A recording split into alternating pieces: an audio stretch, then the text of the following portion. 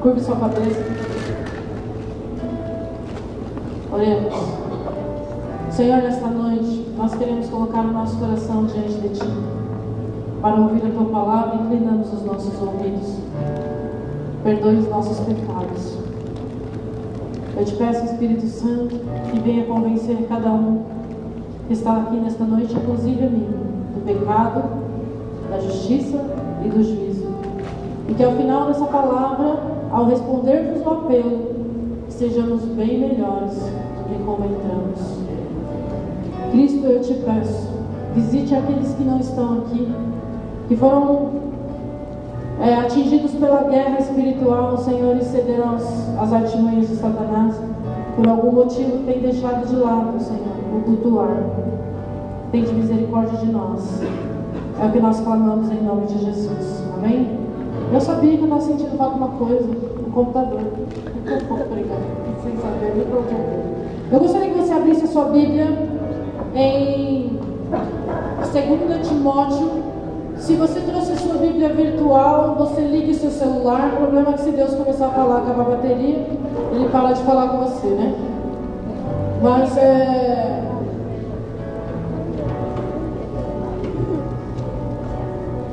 Você está bem, irmão? Não. Estou com frio. Quem não está bem, levanta a mão. Eu estou com frio. Com frio, o que mais? Com fome, chateado, o que mais? Você que não está bem, você está no lugar certo. E você que está bem, você também está no lugar certo. Gente, eu recebi uma galera ali com a Geise, que é muito preciosa. Então a gente vai fazer bonitinho hoje para eles pensarem que a gente é bem educadinho, tá bom? Porque eu falei para ela que eu quero que ela venha andar conosco, isso vai ser aula de adultos. Então, por favor, vocês se comportem. Quando eu disser amém, vocês digam amém. Quando eu falar uma coisa boa, você diz glória a Deus. Quando eu disser alguma coisa que não é muito boa, você fala misericórdia de mim. Senhor, sou pecador. Senhor, me livra do inferno. Essas coisas. Para eles acharem que a gente fala a mesma língua. Amém? 2 Timóteo 2, 22. 2 Timóteo. Já começou. Começou cedo. Alan, fique de olho nas suas cabritas. Cabrita é nós, Vivi. Poxa, eu pastor de ovelhas. Tá. O que é isso? A gente não entende bem isso. No bom sentido, ovelha. A ovelha está levantando o dedo. Acho que vai cair fogo do céu na minha cabeça. Seja bem-vinda, discipuladora Adriana. Adriana é discipuladora dos jovens. Aplauda ela, por favor.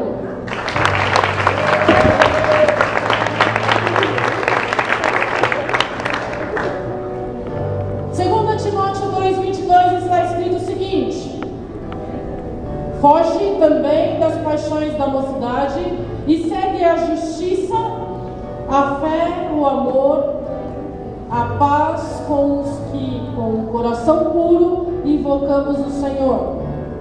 Agora nós vamos olhar aqui para a projeção e nós vamos ler juntos, principalmente aqueles que foram alfabetizados, amém? Então vamos lá. 1, 2, 3. Foge também das paixões da mocidade e segue a justiça, a fé, o amor e a paz com os que com o coração puro invocam o Senhor. Agora que vocês oraram e leram em outra língua, pode ler em português. Vamos lá. 1, 2, 3 e já. Foge também das paixões da mocidade e segue a justiça, a fé, o amor e a paz com os que, com o coração puro, invocam o Senhor. 2 Timóteo 2, 22. 2 Timóteo 2 Timóteo 2. É isso aí. O nome dessa palavra é fuja. Mas nós não vamos começar pelo tema, tá bom? Eu quero falar para vocês, Milene, deixa eu botar a Paloma aí sentada do seu lado, para você não pôr o slide antes daquilo que eu vou falar, tá bom? E a gente tem um código assim, olha aqui para minha mão. Quando eu fizer assim, ó, aqui é para mudar, tá bom? Senão aí perde a graça do que eu vou falar.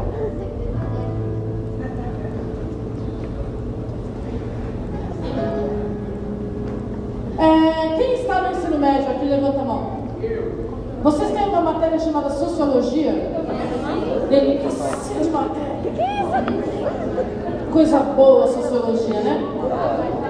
E filosofia? Todo professor de filosofia vem. Agora, sociologia é o estudo do social, do que acontece na sociedade. Só que nós somos da teologia, né? Que é o estudo de Deus. Mas infelizmente nós vivemos nesse mundo. E porque nós vivemos nesse mundo, nós temos que dar de cara com algumas culturas e alguns ensinamentos que esse mundo tem para nos oferecer. E a maioria, 90% desses ensinamentos humanistas estão centrados na sala de aula. Às vezes você está sentado ali, eu estava na célula da Milene, semana na sala de dia, e aí a Paloma estava dizendo o seguinte. Ela está aí, Paloma? Fala, foi mesmo, lançado, eu assisti. Então, eu disse a Paloma da célula da Milene. Ela disse o seguinte: o professor começou a pregar, ensinar algumas coisas lá, e eu não concordava com aquilo, e aí ele perguntou quem concordava, e aí eu numa rodinha comecei a falar sobre aquilo, porque aquilo que ele estava ensinando era contra o que eu aprendi na Bíblia. Eu disse: uau, glória a Deus, tem alunos crentes no nosso meio, amém? Amém. Diga glória a Deus pra gente pensar aqui. Glória a Deus. Eles falam, gente, quando eles não estão apoiando. Amém? Quando eles estão apoiando, eles ficam assim. Mas não estou batendo ainda. Então presta atenção em algo. Nós não podemos fugir da sala de aula. Nós não podemos fugir desses ensinamentos, porque os ensinamentos eles estão aí para fazer parte do currículo escolar, daquilo que eu e você temos que aprender. Infelizmente, às vezes a gente é obrigado a sentar ali das 7 ao meio-dia e 20, ou da 1 às 6 da tarde, ou o povo do noturno. Ai, tem que ficar ouvindo essas coisas que vão contra a nossa fé. Quem já passou por essa experiência? Delícia. Sociologia é uma das matérias que vem contra aquilo que nós ensinamos na célula, aquilo que nós ensinamos na igreja. A sociologia, ela vem de frente, mas como eu não quero falar de sociologia, eu quero pegar somente um ponto da sociologia hoje. Nós estamos vivendo numa era muito famosa, a qual a geração que impera nessa era é a geração Y. Quem já ouviu falar? Alguém já chamou você de geração Y? Nunca? É que vocês moram no Capão, da ponte pra cá, o povo não fala essas coisas. Então, olha só. Se alguém disser pra você, quem já ouviu a expressão geração dos Beatles? Meu pai é da geração de 70, minha mãe, já ouviram falar isso? Então, vocês são conhecidos pela sociologia como a geração de Y. Geração Y quase caindo no Z. Saindo da geração X e entrando na geração YZ. Então, se alguém perguntar qual é a sua geração hoje, você vai dizer: eu sou da geração de Deus. Diga: de Deus. Muito bem. Eu sou da geração de Deus. Mas a sociologia diz que nós somos geração Y. Posso falar o nome aqui de quem está conversando? Quem me autoriza?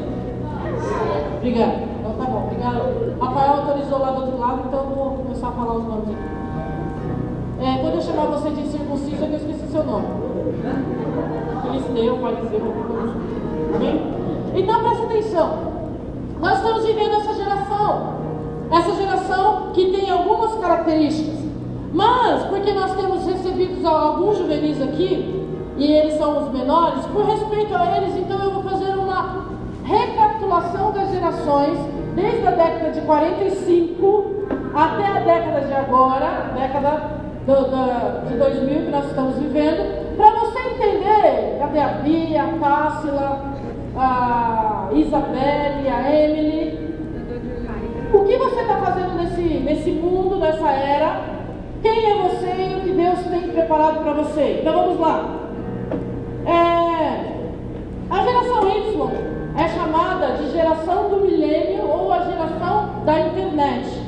É um conceito que a sociologia se refere e os autores têm trazido a todas as pessoas que nasceram da década de 80 para cá. Então, a década de 80, quem nasceu em 80? Quem nasceu em 90? Quem nasceu nos anos 2000? Todos vocês que nasceram da década de 80 para cá, vocês são conhecidos como a geração Y. Eu sou da geração X, porque eu nasci na década de 70. Então vamos lá. Vivi, quem são essas pessoas? Eu vou falar alguns adjetivos.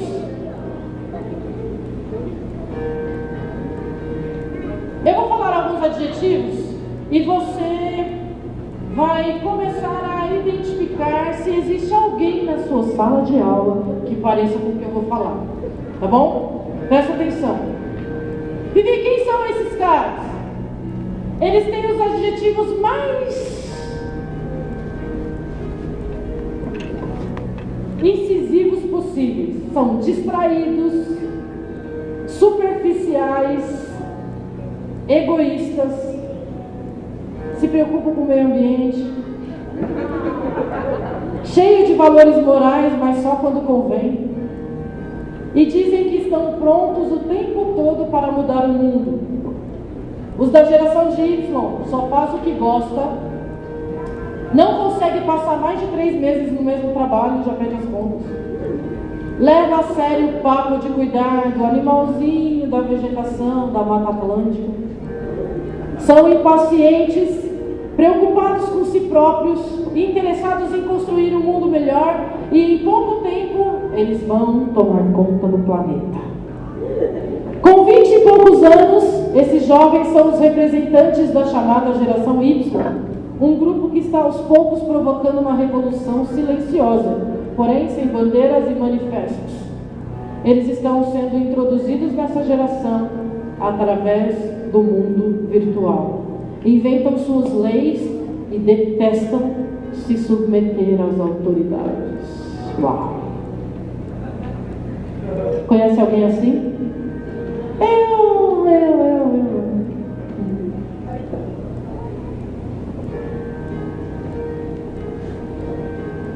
Tô falando de vocês não, tá? Tô falando da geração Y. Você acha que eu vou vir aqui na frente falar de você? Jamais. Eu te amo, eu guardo sua vida. Eu não acabei. Folgados,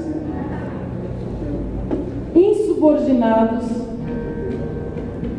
são adjetivos usados para classificar os nascidos entre 1979 e 1990 até a era de 2000. Concebidos na era digital, democrática e da ruptura da família tradicional, ou seja, não precisa de um pai e de uma mãe dentro de casa. Tá bom, se não tiver nenhum, melhor ainda. Essa garotada está acostumada a pedir tudo e ter tudo o que quer. Sua prioridade é ter liberdade nas escolhas, ninguém manda no que eu gosto, eu uso isso, ponto, e acabou. Não acrescentam em nada tudo o que fazem. Desculpe. Sua prioridade é ter liberdade nas escolhas, fazer o que gosta e buscar aquilo que é melhor para si. Ficam muito insatisfeitos se veem em um lugar onde faz as coisas sem sentido, ou se levam essas pessoas a algum lugar que não tem Wi-Fi. Tudo fica muito monótono. E para finalizar, enjoam facilmente de tudo. Não tem ânimo e disposição para continuar quase nada do que começou. É a era da preguiça e entrado no tão famoso mundo do meu próprio umbigo. Quem são eles? Tem alguém aqui? Vivi, eu sou da geração de A. Para isso nós vamos fazer uma...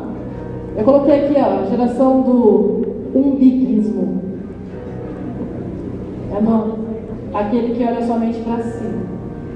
Mas eu sei que vocês são crentes lavados pelo remito pelo sangue do Cordeiro, aleluia, de glória a Deus. Vocês não são egoístas. São lindos. Vamos entender um pouquinho as gerações passadas. geração famosa chamada tradicionais. Saiu da ordem o slide, né?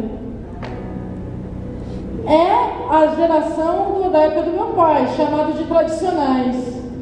Ah, meu pai é muito careta, velho, muito tradicional. Meu avô, então, velho, nossa, mais tradicional que caixinha de maisena. Desde 1930 é amarelo, com as letras garrafais escrito maisena de preto. Quem são os tradicionais? É a geração que enfrentou uma grande guerra e passou pela Grande Depressão. Com os países arrasados, precisavam reconstruir o mundo e sobreviver. São práticos, dedicados, gostam de hierarquias rígidas. Eu tô falando, moleque! Presta atenção!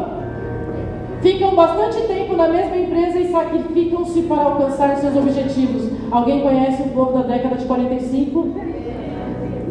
Meu pai. E é pior de tudo, meu pai, além de ter nascido em 43, o bichinho ainda não serviu o exército. Aleluia. Glória a Deus pelo meu pai. Próximo. A década de... Os baby boomers. Os conhecidos como os ditadores da época. São os filhos do pós-guerra que romperam padrões e lutaram pela paz. Os famosos hippies, criadores do rock and roll. Ainda tem gente que se veste assim na igreja.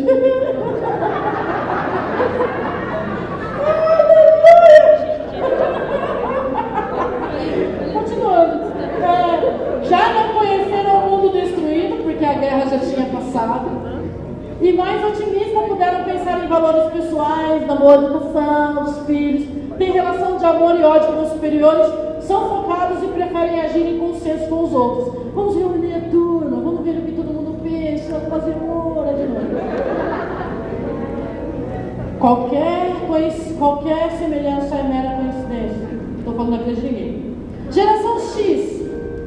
Os nascidos entre 1975 e 1977. Eu nasci em 77, então eu me encaixo nessa área aqui. Ó. Nesse período, as condições materiais do planeta permitem pensar em qualidade de vida, liberdade no trabalho e as relações. Com o desenvolvimento das tecnologias de comunicação, já podem tentar equilibrar a vida pessoal e trabalho. Mas como enfrentaram crises violentas, como a do desemprego da década de 80, também se tornaram céticos e superprotetores. Foi a era que mais se levantou ateu no mundo inteiro. Geração Y. Com o mundo relativamente, a partir de 78, com o mundo relativamente estável, eles cresceram em uma década de valorização intensa da infância. A década dos parquinhos, dos playgrounds, das piscinas de bolinhas. Coisa meiga. Dos parquinhos, dos plays nos shopping centers, da construção de grandes parques temáticos, aconteceram nessa época. Para a supervalorização da infância, foi quando a pedagogia se levantou e disse: criança, você é mais importante do que qualquer coisa nessa vida. E aí nasceu os direitos da criança e do adolescente. E por isso nós temos tanto menor na faculdade, aleluia. Ganhando o mundo, salvando vidas. Nenhum menor é bandido, nenhum menor aponta arma, nenhum menor mata seus pais, nenhum menor tira seu celular, né? Por quê? Tudo muito lindo. Lucas. Muita prova. Ganharam autoestima e não se sujeitam a atividades que não fazem sentido em longo prazo. Sabem trabalhar em rede, porque vivem em rede social, e lidam com autoridades como se eles fossem um colega de turma. Que, mãe? Oxi, te deu liberdade, mãe? Aí a mãe fala, sabe o quê? Desculpa, filho.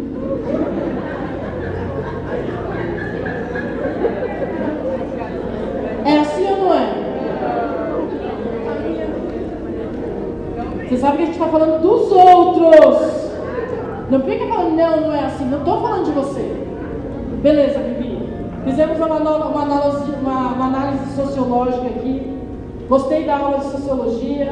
Se cair no e-mail, da hora, já vou saber responder. Mas aí, o que isso tem a ver comigo?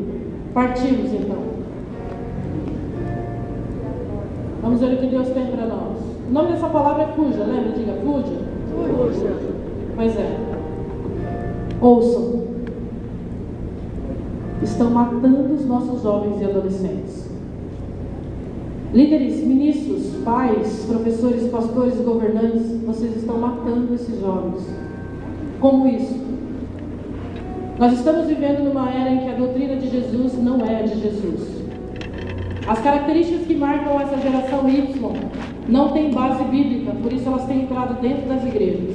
E elas têm trazido todo esse marasmo, todos esses adjetivos e essas características dessa geração para dentro da igreja.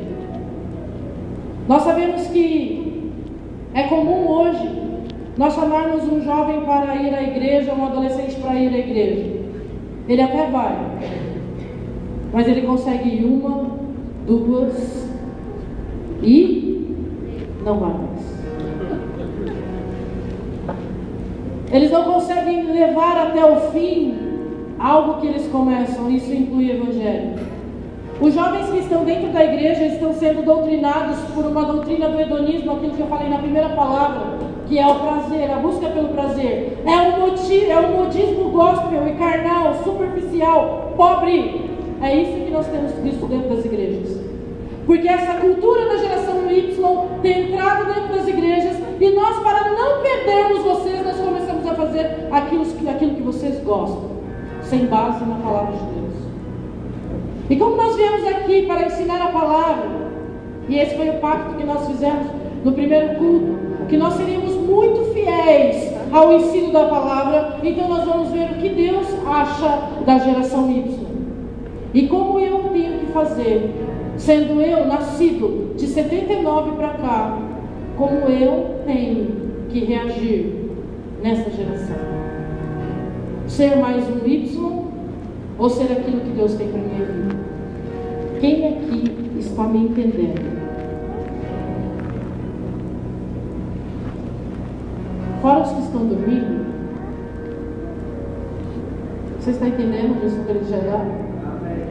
Você está entendendo onde nós temos que entrar? E por isso eu gostaria que os líderes antenassem a palavra, para que você pudesse saber como você vai lidar com todo esse desânimo, com todo esse caos, com essa desistência nessa geração. Afinal de contas, você é líder de jovem e líder de adolescente. Amém? E alguns aqui são pais de adolescentes também. Pregar esse modismo gospel só para satisfazer essa geração não é evangelho. E como atalaia de Cristo nessa igreja, como seja alguém que o Senhor levantou para proclamar o evangelho, eu quero dizer que esta geração, através desses comportamentos, eles têm matado os nossos profetas. Então o Domingo Kids vai lá, investe nas crianças, com palavra, louvor, adoração, quebrantamento. Aí eles vêm para os teens, para os jovens, para a rede de radicais livres, e quando chegam aqui a gente tem medo de perder e a gente começa a fazer um sambinha gospel, aleluia, né, para poder agradar as pessoas. Alguns têm pregado um evangelho modificado para agradar o jovem. Se eu não falar o que ele quer ouvir, eu vou perdê-lo. É como a mãe que diz, eu vou dar, porque se eu não der, ele vai se rebelar. Sabe por quê? Porque a sociologia diz que nós somos a geração Y. É a geração do prazer, que não gosta e não aceita sentir dor, que é tudo do jeito deles, e por causa disso as igrejas têm entrado numa onda maligna e deixado o jovem viver a vida do mundo, só que dentro da igreja, para não perder o jovem. Alguém já viu esse tipo de atitude? Alguém já viu isso? É sobre isso que nós vamos combater. Pregando um evangelho modificado em cruz de Cristo para agradar o dito cujo do jovem adolescente.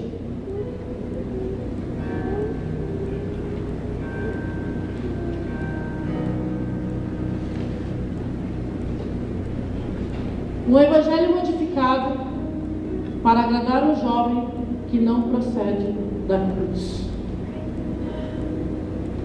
Eu já vi líderes nossos, horas, implorando para um adolescente de 12 anos, de 15 anos, por favor, vamos para a igreja.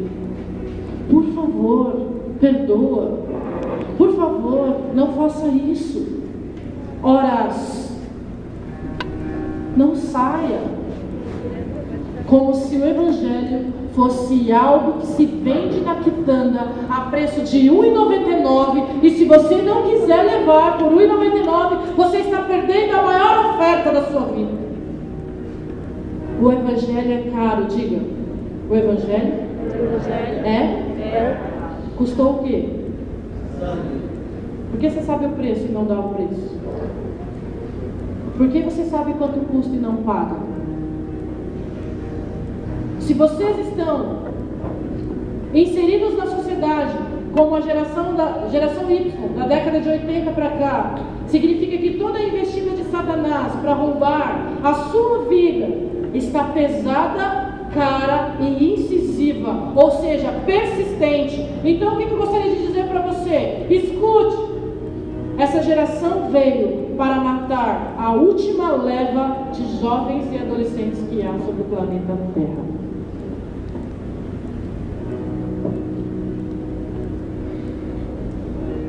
Quantos de vocês passam por situações assim? Ele estava na célula hoje, sábado ele não veio. No outro sábado ele veio, um mês depois ele sumiu e depois ele apareceu. Alguém já passou por essa situação? Já? Ou só eu que vejo isso nos relatórios? Onde eles estão? Alguém pode me dizer onde eles estão? Vamos descobrir onde eles estão então.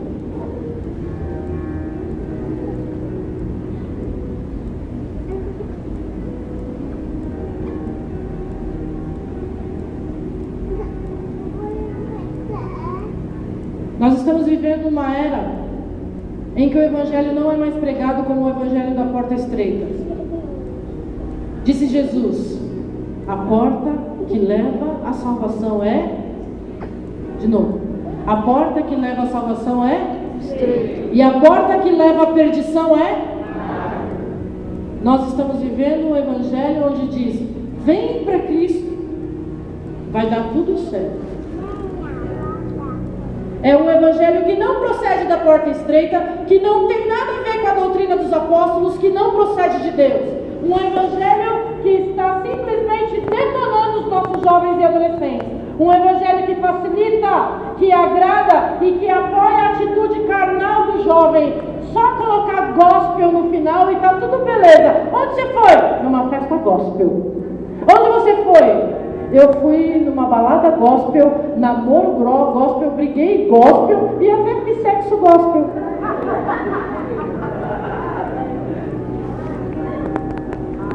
Se tem gospel no final, então pode.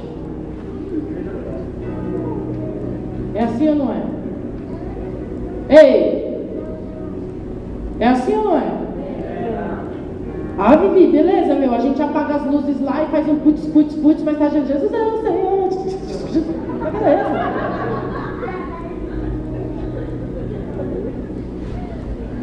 E um rala corpo, afinal de contas, nós somos o corpo de Cristo.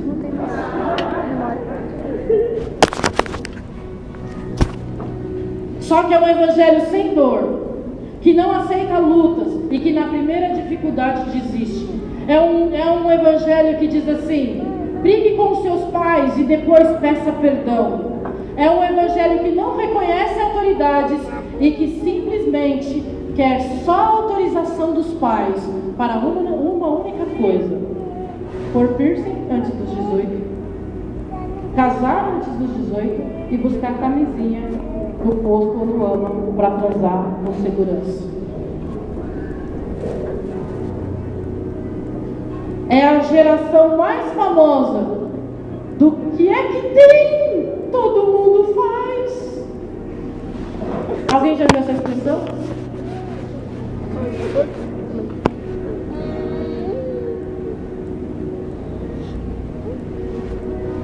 Quando a gente apanha, a gente dorme, né, irmãos?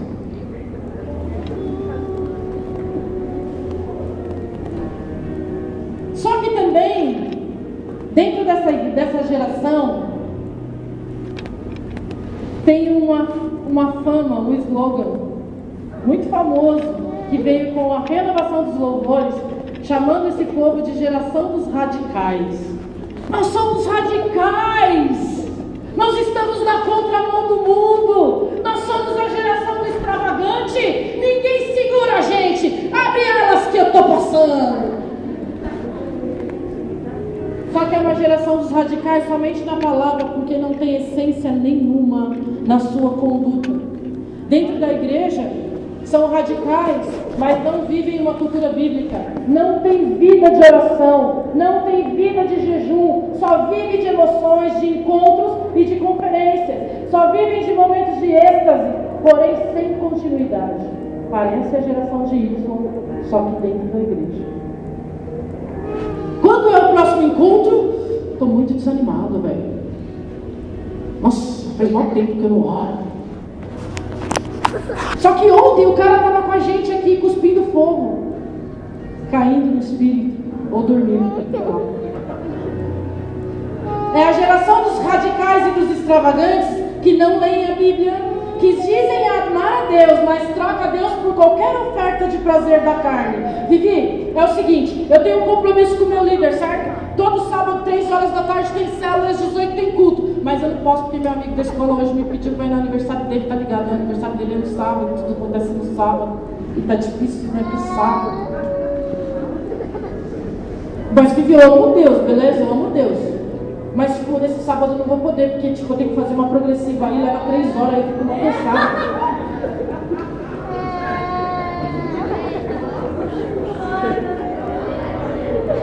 Ah, Vivi, beleza, eu amo Deus, mas sabe o que é? Que vai ter um jogo aí, daí a galera lá da minha rua vai jogar e eu nem vou poder. Nossa, meu tio acabou de chegar, nem posso ficar 2 horas, nem dá. Eu amo Deus, mas eu me troco por qualquer coisa. E olha que não são coisas sérias. Não é o casamento do seu pai, do seu tio, do seu avô, do seu primo. É o aniversário do colega do colega do colega da classe. Que se é o bico do versus bico.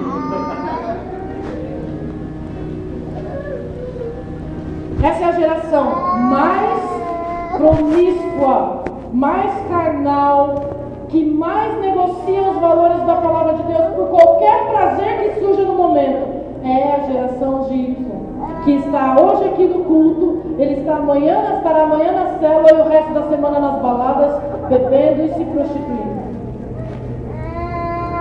Estamos vivendo a era da doutrina do jovem que satisfaz o jovem, que faz com que o jovem goste das coisas que estão acontecendo, e nós estamos matando essa geração. Esse modismo que vem com a filosofia de sermos uma geração Y, e eu te digo, a geração que está sendo pregada lá fora, que está dentro das nossas salas de aula, que está dentro da nossa casa, acabou de chegar na igreja. E ela está detonando com a visão bíblica. E o que fazer? Vivi, é o seguinte, acho a igreja muito careta, tô saindo da igreja do meu avô, né? Tô indo para a igreja de vocês, tá ligado? Porque na igreja do meu avô é uma igreja muito séria, muito chata, muito paradona, assim. E eu quero uma igreja do evangelho pro jovem aí. Eu quero um negócio assim mais voltado pro jovem, pro adolescente, tá? Porque, pá, não, você sabe, né, Vivi? Você sabe que tem que falar nossa língua, senão nós não vai para Jesus, uai. Não existe evangelho para jovem, não existe evangelho para criança, não existe evangelho para mulher, não existe evangelho para homem, não existe evangelho para idoso. É o evangelho de Jesus Cristo que atinge desde o menor até o maior, desde o alfabetizado para o mais indouto. É o evangelho da cruz que diz: siga-me e eu te farei pescadores de homens. Aquele que quiser vir após mim e negar a si mesmo e tomar a sua cruz dia a dia, esse será digno de mim. Esse é o evangelho do jovem. Chega de falar para te agradar. Chega de dar um docinho para deixar você mais... Eu vou pro culto hoje, afinal de contas recebi uma mensagem no WhatsApp. Para, meu. Se não tiver mensagem no WhatsApp, você não vai pro culto? Vivi, você podia falar para quem tem faltado, né? Porque eu tô aqui hoje. Nós estamos vivendo a geração que dizem amar a Deus, mas o troca por qualquer oferta prazerosa da carne.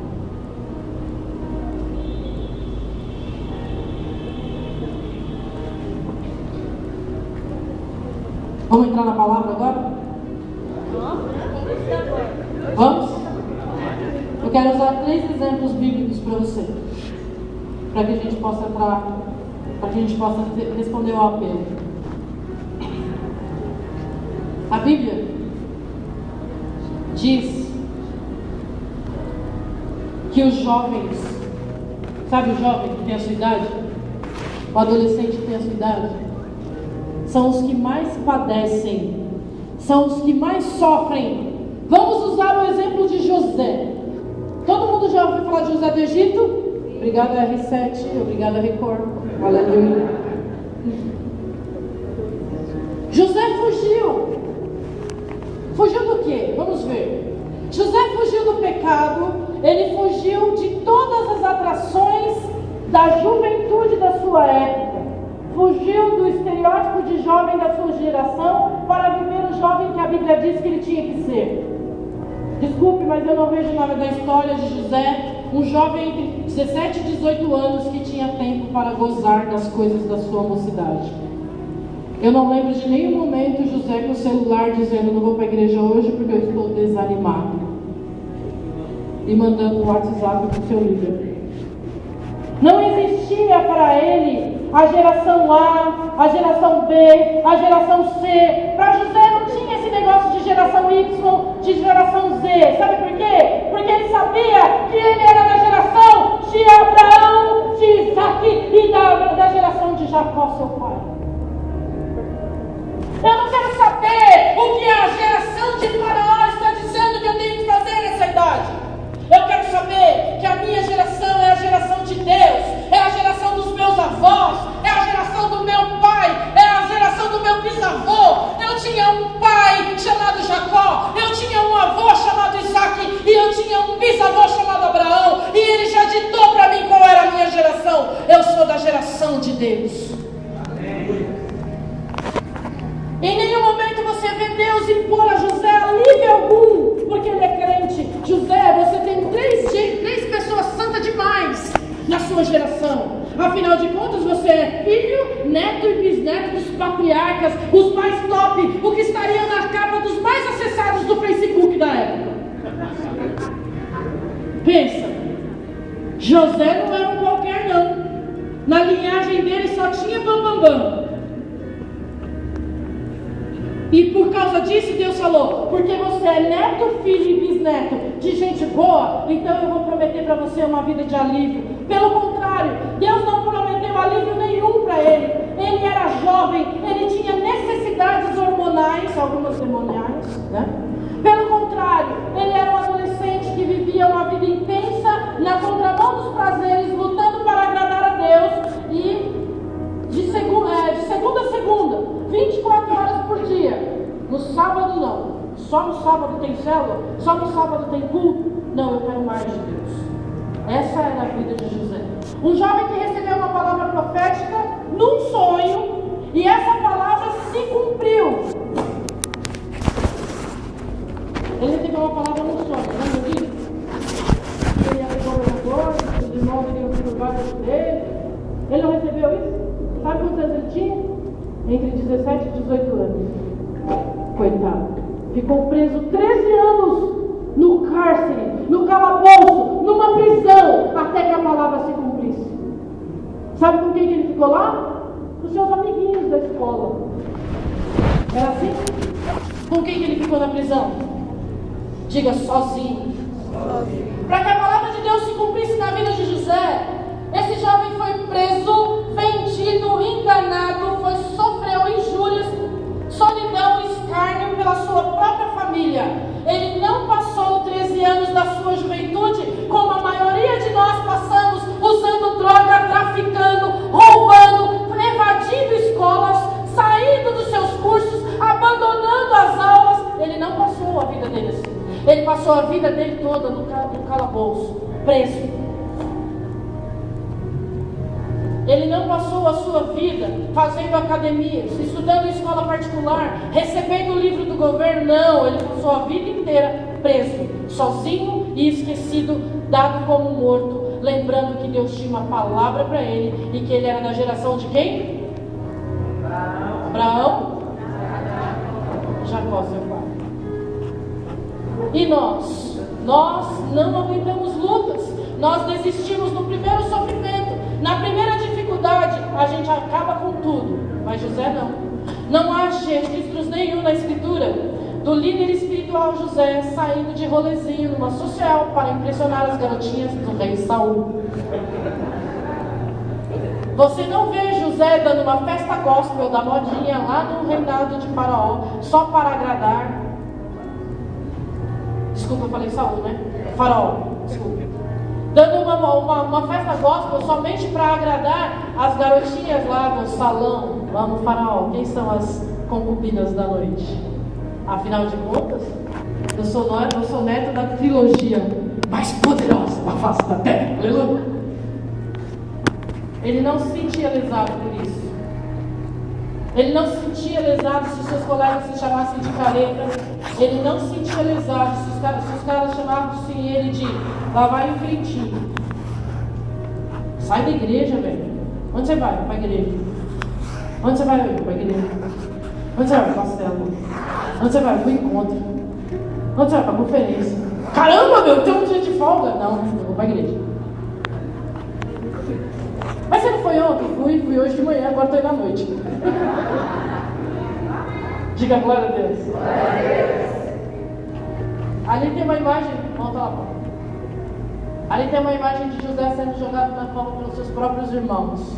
Isso é que é família. Vivi, minha casa é um horror. Já te jogaram no poço? Tá bom, então, vai tá bom. Vamos para outro exemplo. Alguém já ouviu falar de Davi? Bendita recorda, aleluia. Eu pensei no terceiro exemplo ser Moisés, né? Porque ele vai ficar brigando aí, falando que foi, que não foi, que abriu o mar para mim. Vamos para um outro exemplo, então. Davi foi um dos jovens que também fugiu das regalias de uma vida comum para ser um guerreiro. Nós não vemos o jovem Davi em nenhum momento gastando sua vida com prazeres mundanos ou carnais. Não vemos Davi preocupado em malhar seus bíceps numa academia, tirando foto no espelho do seu peito sem camisa, postando para atrair para si as garotinhas do rei Saul. Ele não põe camisa coladinhas, regatas com tatus, mostrando eu sou um cara. E não decidia em nenhum momento abrir mão da sua santidade como jovem para satisfazer as delícias do seu tempo. Não, nós não vemos isso em Davi. Ao contrário, Davi tem uma figura na sua adolescência mostrada pela palavra, arrancando da boca de um urso e de um leão uma de suas ovelhas. Como você tira a meia da boca do gatinho? Vem cá, Lulu, dá um osso. Não vai comer na sala. Sabe o que Davi fazia? Tirava da boca do leão a ovelha. Essa era a juventude de Davi. Talvez a melhor academia.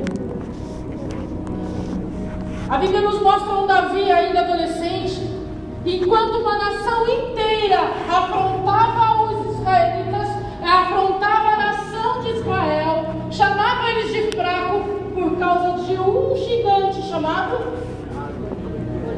Golias. Davi simplesmente, adolescente, magrelinho, ruivo, do cabelo enrolado, chegava na frente do povo e dizia: quem é este incircunciso filisteu que ousa afrontar ao Deus Todo-Poderoso? Esse era um jovem que fazia academia e se preocupava em vai pagar em 10 vezes seu tênis de R$600. Mentira, Vivi, R$599,99 centavos. Mas eu estou juntando dinheiro para pagar a prestação para minha mãe.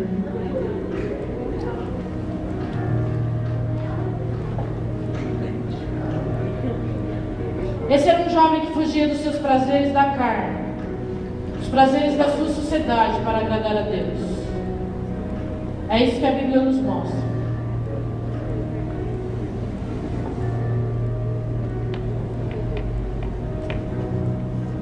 Somos muito parecidos com o mundo e poucos semelhantes a Jesus.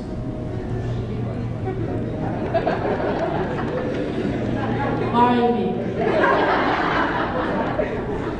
Agora pega uma fotinha minha, põe a frase e manda pelo WhatsApp. Aleluia. Nós somos pouco parecidos com Jesus. Uma pessoa que tira uma ovelha da boca do leão e enfrenta um gigante de mais de 3 metros de altura é muito parecido com o mundo, né, mano? Porque o mundo é mó fortão, né? Com um míssel na mão, um 38 na cintura. Aí é muito macho. Com quem nós estamos nos parecendo? Com Deus? Com Cristo ou com o mundo? E por último, eu quero falar do último exemplo. E eu tenho certeza que eu vou chorar, porque eu tenho estudado, tenho lido sobre esse cara. E eu disse para Deus,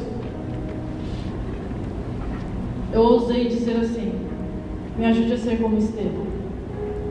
A Record ainda não lançou a novela de Estevão.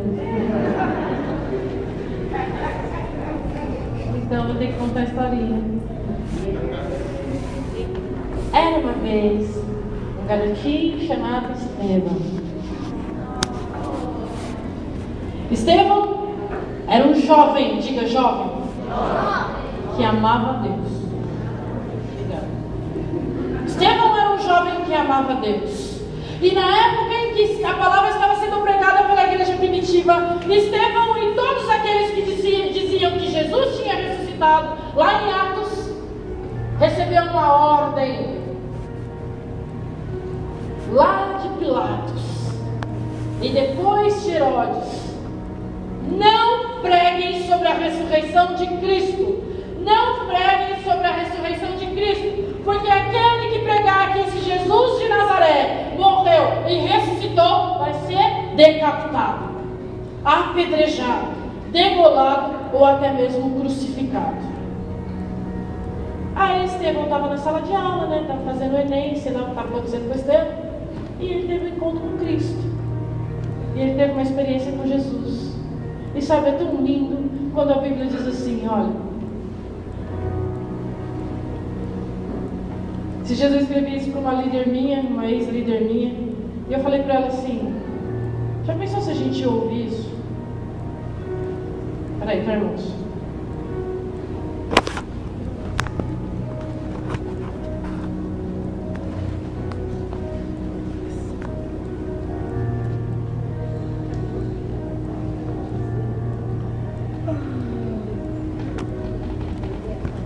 Estevão, cheio de graça e poder, fazia prodígios e grandes sinais entre os povos.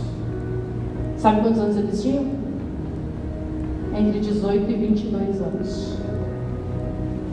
Outra coisa, a Bíblia diz assim: Estevão,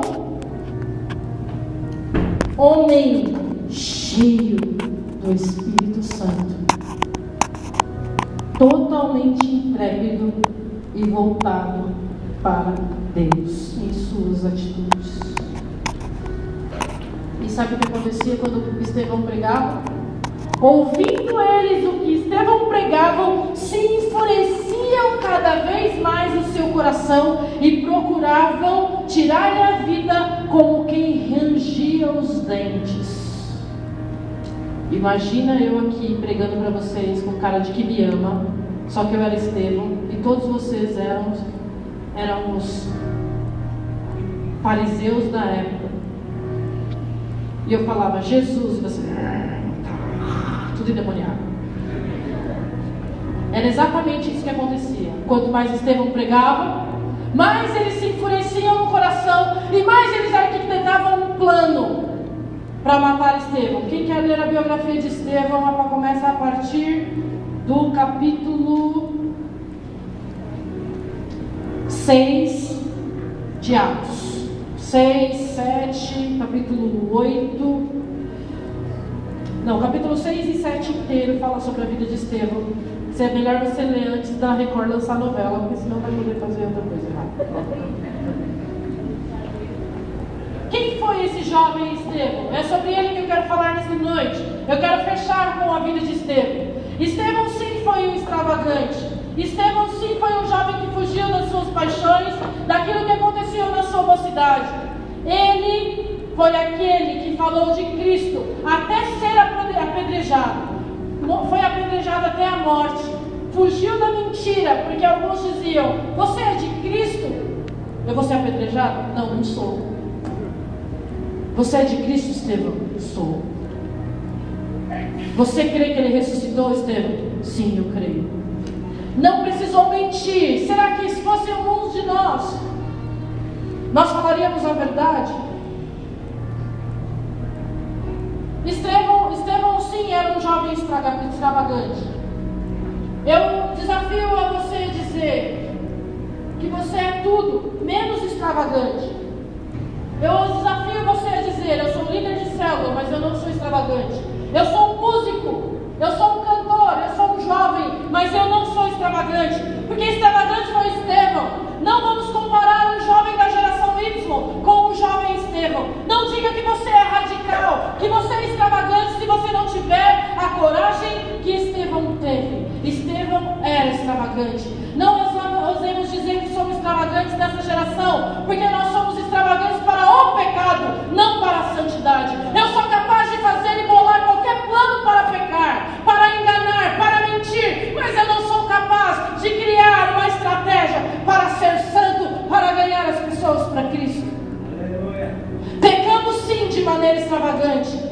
Então não vamos dizer que somos extravagantes, porque ser extravagante é ser como Estevão. Estevão foi o primeiro mártir da igreja, o primeiro a morrer pelo nome de Jesus. Você pode perceber que antes de Atos 7, Atos 6, todas as pessoas pregavam o Evangelho, mas o primeiro a morrer por causa do nome de Jesus foi Estevão.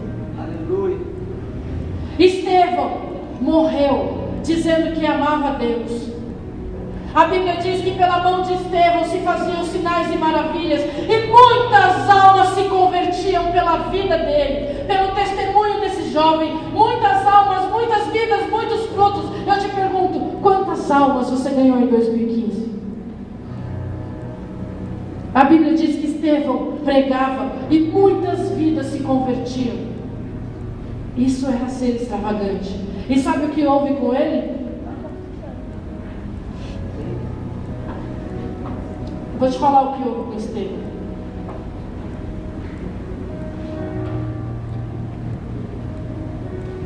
Numa última pregação de Estevão, todo o Sinédrio, para traduzir em português, todo o Planalto, o Palácio do Planalto, a cúpula dos políticos, estavam ouvindo a pregação de Estevão, olhando para ele. E ele disse: é hoje que eu ganho todo o governo do PT para Jesus. Naquela hora, ele começa a dizer: Jesus de Nazaré, ele morreu e ao terceiro dia ressuscitou. Cada um dos políticos pegaram uma pedra, e as pedras daquela época, daquele lugar, eram pedras pontiagudas, e disseram para Estevão: você vai continuar falando isso? Ele olha para a cara dos seus apedrejadores e olha para o céu, e olha para eles, e olha para o céu. E a terceira vez que ele olha para o céu, ele vê os céus abertos, e o Jesus que ele pregava, ele começou a ver com os próprios olhos. E ele viu Deus, o trono de Deus, e Jesus sentado à destra do Senhor, do jeitinho que ele tinha prometido. e disse para Estevão: Estevão, não para não, pai, continua. E o Sinédrio disse para ele: você conhece Jesus? Eu acho que na hora ele deve ter dito assim: não só conheço, como eu estou vendo ele vivido na minha frente aí.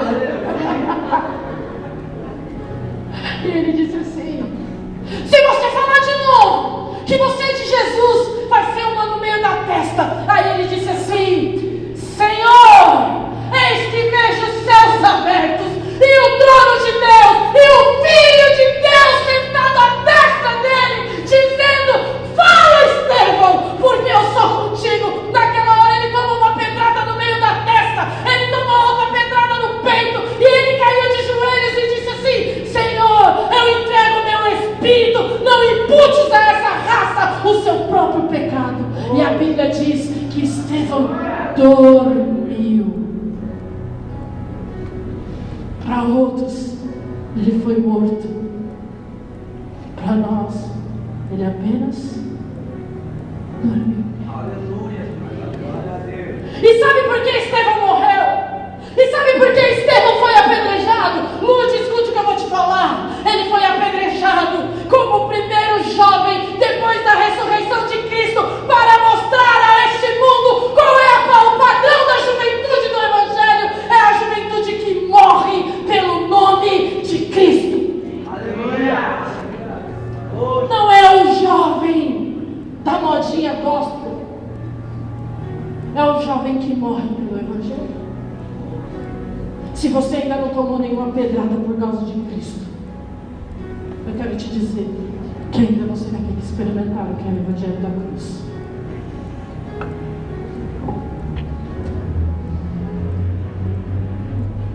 Você é extravagante? O que você acha? Depois de ter conhecido a história de Estevão, você é extravagante? 17 anos, 18 anos, 20 anos, morto, a pedradas na cabeça, porque disse o dia todo, o tempo todo, que ele estava vivo, e na hora da sua morte ele não precisou dizer, ele viu. Quem você tem visto na hora da sua luta? Os seus problemas ou a promessa de Deus, que se você continuar fiel, Ele vai abrir os céus a seu favor? Eu quero dizer para você que o primeiro mártir, a primeira pessoa a morrer pelo Evangelho de Cristo na igreja primitiva, não foi um ancião. O primeiro a morrer não foi um pastor. O primeiro a morrer não foi um adulto. O primeiro a morrer não foi um professor. Não foi um pai. Não foi uma mãe. Não foi um político. O primeiro a morrer por causa do Evangelho foi um jovem entre 19 e 22 anos. Aquele que disse: pode tacar a pedra, porque eu não abro mão da fé que eu tenho. É isso que a gente tem visto hoje.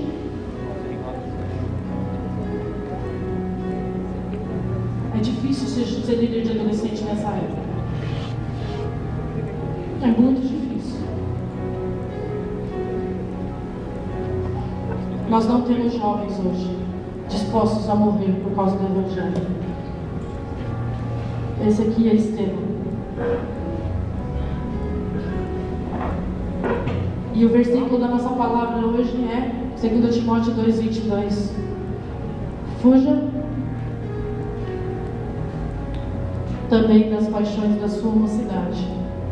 Paulo que escreveu isso para Timóteo, um jovem cheio de complexos, cheio de problemas, que iria substituir Paulo na liderança das igrejas que ele tinha ganhado pela Ásia. Não foi a Selma do Parque Santo Antônio nem de Jardim São Luís, não. Foi as igrejas na Ásia inteira. Paulo disse, sabe o que para Timóteo? Timóteo, fuja. Fuja das paixões da mocidade. O que ele quis dizer com isso, radicais? Ele quis dizer o seguinte: fuja desse modismo da geração Y enquanto há tempo. Fuja dessa mediocridade enquanto há tempo. Não seja um jovem comum. A geração Y são para os ímpios, você é da geração de Davi, José, Estevão. Você é da geração de Cristo. Por favor, fuja desse padrão cultural dessa sociedade. Eles não fazem isso, eles fazem isso, mas você não precisa fazer. Seja diferente. Fuja desse desejo desenfreado de beijar. Fuja desse desejo desenfreado de ficar. Fuja dessa conduta de vida, desse padrão medíocre. Fuja, por favor, você é diferente. E fuja por um único motivo.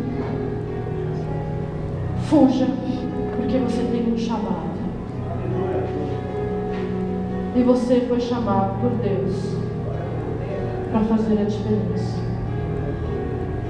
Olha que Paulo escreveu para ele. Parecia que estava mandando um WhatsApp para nós.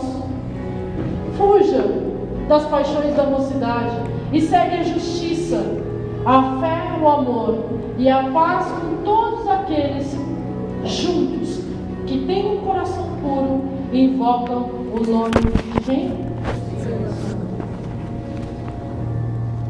Feche seus olhos.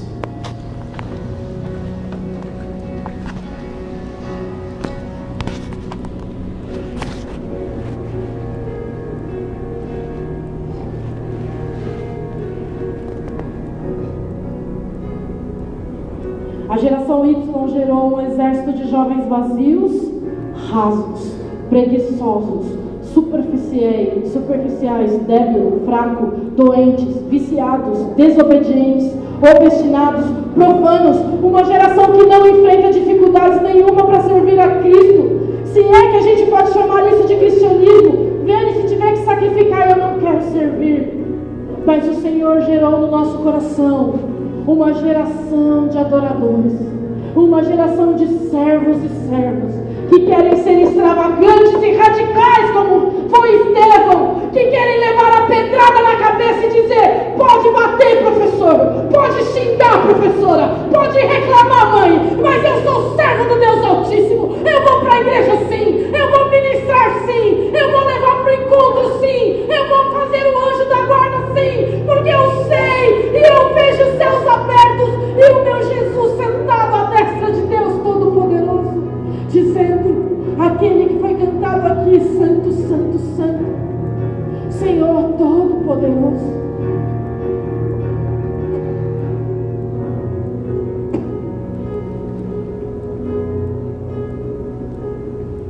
Eu gostaria de saber, nesta noite, você que tem tido uma vida superficial, muito parecida com a geração Y, e você quer ter uma vida parecida com a vida de Davi, com a vida de José e com a vida de Estevão. Vivi, eu quero ter uma vida santa, eu quero ter uma vida reta, eu quero tomar muitas críticas e pedradas, mas eu não quero negociar o Evangelho. Nós somos uma igreja que prega a verdade. Nós somos uma igreja que vai colocar esse jovem no caminho do Senhor pela palavra de Deus. Nós não vamos colocar você no caminho do Senhor por causa de um funk gospel, de uma balada, de um bonde de sei lá o quê. Nós não vamos fazer nenhum atrativo para te chamar para Deus. Se nós tivermos alguma comunhão em festa, vai ser para celebrar os frutos, não para ganhar vidas.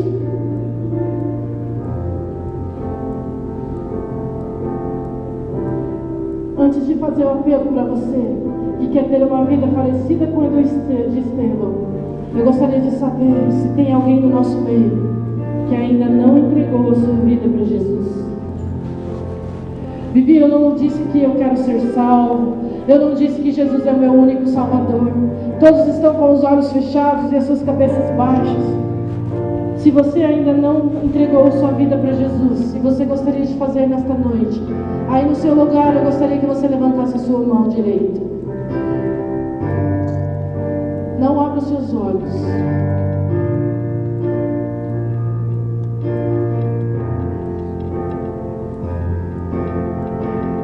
Tem mais alguém que queira entregar a sua vida para Jesus?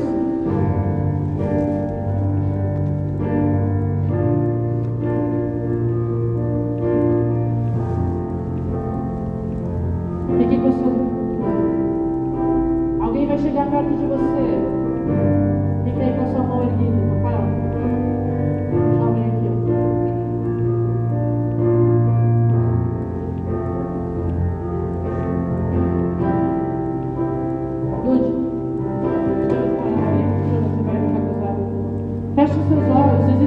pessoas entregando suas vidas para Jesus. Diga glória a Deus. E eu não disse nenhuma palavra nessa noite que agradasse o ego do homem. Nós falamos sobre uma palavra de vencedor. Então, tem um outro jovem aqui. André, tá por aí? Tá isso aqui, ó. Do lado dele. Você que quer nascer de novo, você que quer entregar sua vida para Jesus, você tem a chance de levantar a sua mão e dizer: eu quero ter uma vida diferente. Alguém mais? Ali ao lado, alguém quer fazer um concerto? Débora, ajuda aí. Oh, glória a Deus. Aleluia. Aleluia. Agora você, líder que está ao lado dessa pessoa, traga ela aqui à frente, para que testemunhos dos céus e da terra vejam pessoas que se rendem ao Senhor. E você que está com a sua cabeça baixa, tem um outro jovem ali, Lute, de boné amarelo.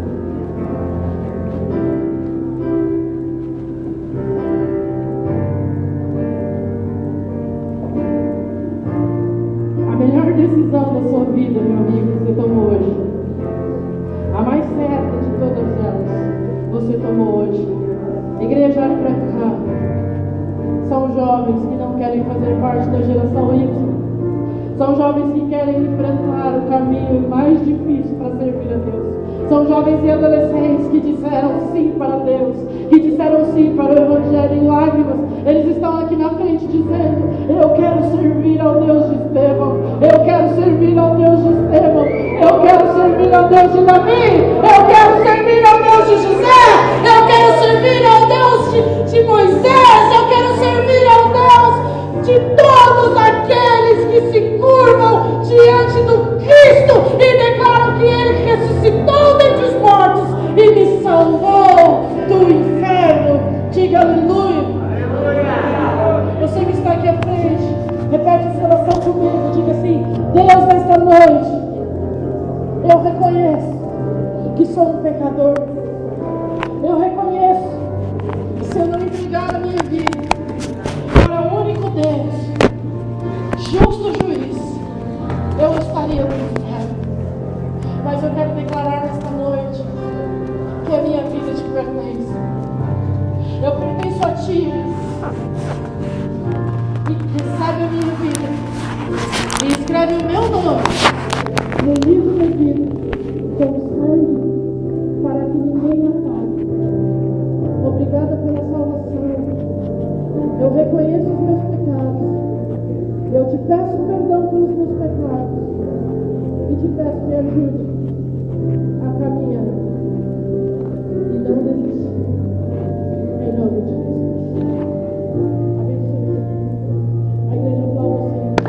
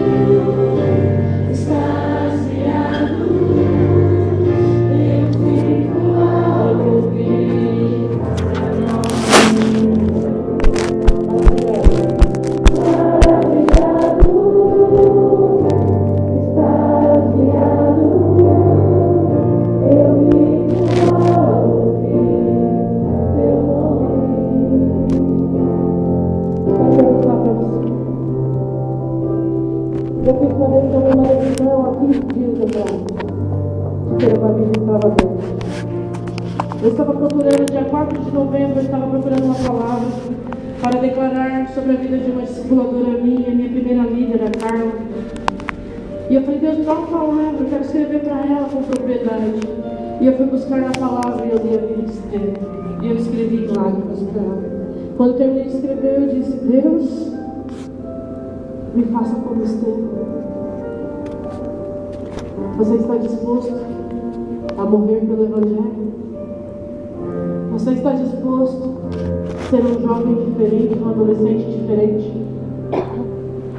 Você que tem tido uma vida superficial e rasa, você que não tem tido uma vida de jejum, de oração, de busca de Deus, você que não decora versículos, você que gasta a maior parte do seu tempo no mundo virtual, na televisão, curtindo seus prazeres, ao invés de investir tempo com o Senhor. Eu gostaria que você pensasse se você quer, a partir de agora, ser marcado pelo poder de Deus para viver uma vida extravagante como o Senhor. Se você quer isso, fique em pé no seu lugar. Eu estou em pé aqui porque eu também quero ter uma vida como de Estevão. Eu quero dizer para você que a vida daqueles que servem a Jesus é uma vida de dor e de luta, também de vitórias, mas não é só de vitórias, não é só de alegrias. É uma vida de luta, de porta estreita, de problemas. Há um tempo atrás nós tivemos aqui, acho que em setembro, a nossa líder de célula, Juliana, passou por um sequestro relâmpago. Mulher santa, fiel a Deus, dizimista, que ama o Senhor, que ama a sua obra. Ficou 4 horas na mão dos sequestradores e eles levaram no mínimo de tudo que ela tinha, cartão de crédito, conta do banco, reservas e tudo mais de 11 mil reais. Hoje ela não tem R$1. Ela disse para mim: eu não tenho R$1 para comprar bala, porque o ladrão me levou tudo. Evangelho de dor, de luta. Eu disse assim: nós estamos orando e o Senhor vai te restituir 7 vezes mais. Está profetizado e declarado sobre a sua vida. Mas quem isenta a dor que nós passamos? Você quer ser como Estevão? Então nós vamos cantar essa canção e nós vamos orar. Estevão, ora por Estevão. Amém?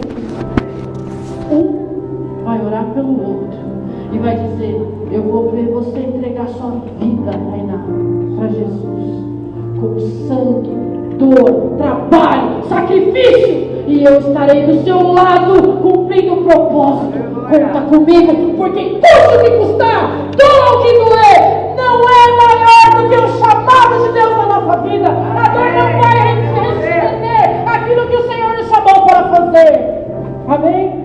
E nós vamos terminar este ano como aqueles que se entregam pela causa do Evangelho. Vamos cantar essa canção.